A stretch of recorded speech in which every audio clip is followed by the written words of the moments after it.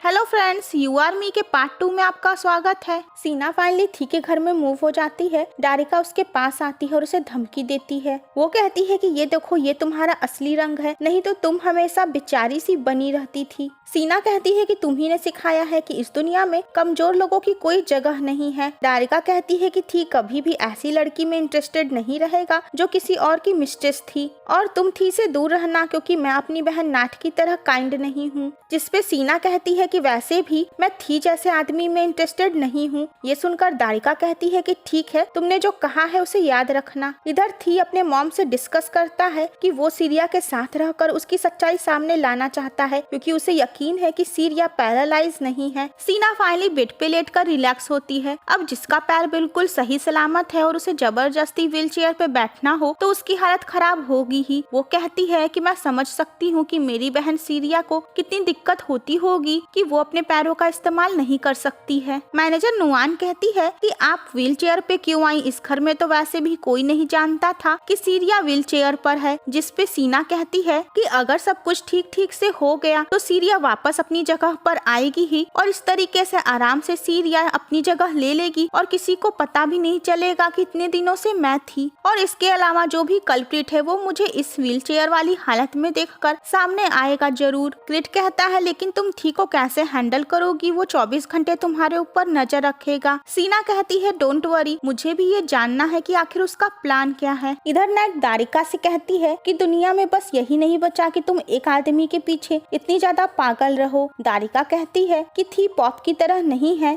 कि उस औरत के चक्कर में पड़ जाए। इस बात पे नेट गुस्सा हो जाती है और कहती है कि तुम्हें पॉप के बारे में ऐसा कहने का हक नहीं है। नेट कहती है कि हाँ, वो औरत सीरिया ही है, लेकिन वो काफी अलग है और हमें इस बात का भी पता नहीं कि वो सच में डिसेबल है या नाटक कर रही है। और थी जब तक ये बात प्रूव नहीं कर लेता वो शांत नहीं बैठेगा। दारिका को लगता है कि सीरिया ने पॉप से प्रॉपर्टी लेने के लिए ये सारा नाटक किया होगा डिसेबल होने का। तो सीना हॉल में बैठी हुई थी, उसका भांजा खाओ खेल रहा था और वहाँ पर थी भी मौजूद था। सीना सीरिया को मैसेज करती है कि मैं अभी तुमसे बात नहीं कर सकती हूँ। वो उसके बेटे का वीडियो क्लिप उसे भेजती है। नुआन खाओ को सुलाने लेकर जाती है और सीना भी वहाँ से निकलती है कि तभी थी उसका व्हील चेयर पकड़ लेता है। सीना कहती है कि ये तुम क्या कर रहे हो, तो थी कहता है अरे मैं तो एक हस्बैंड होने की ड्यूटी निभा रहा हूँ। और उसके बाद वो सीना को कैरी कर लेता है। सीना चिल्लाने लगती है और उसको मार के कहती है कि मुझे नीचे उतारो, लेकिन थी उसकी बात नहीं सुनता है। सीना उसे बहुत तेजी से मारने लगती है। वो कहता है कि ज्यादा मत चिल्लाओ नहीं तो खाओ जाग जाएगा। सीना एक बार फिर से नीचे उतरने की कोशिश करती है। थी का बैलेंस बिगड़ जाता है और वो उसे लेकर बेड पर गिर जाता है।